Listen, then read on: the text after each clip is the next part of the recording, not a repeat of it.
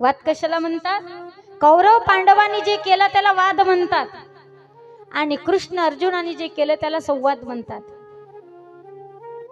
वादामध्ये एकाच वेळेला सगळेच बोलतात म्हणून वाद, आणि संवादामध्ये एकाचं बोलणं झाल्यानंतर दुसरा बोलतो त्याला म्हणतात संवाद.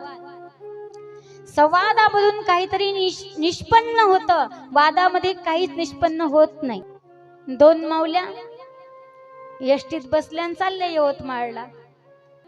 आता दोघी बाया जवळ जवळ बसल्या. हिनं खिडकी लावली, ही खिडकी लावते, ती खिडकी उघडते, ही पुन्हा लावते, ती पुन्हा उघडते.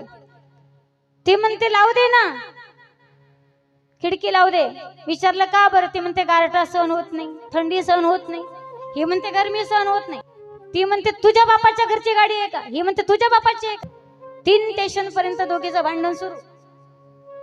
स्टेशन आलं, भरा भरा भरा प्रवासी उतरले, पोलीस आले, पोलीस गाडीत चढले.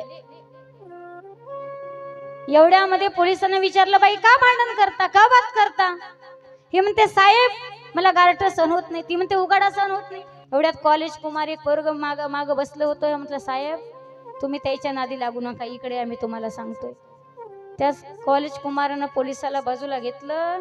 म्हटलं साहेब ह्या विनाकारण भांडत आहे, ह्या भांडतात. ती म्हणते खिडकी लावू नको, ती म्हणते खिडकी उघडू ठेव. साहेब अगोदर ती खिडकी पहा.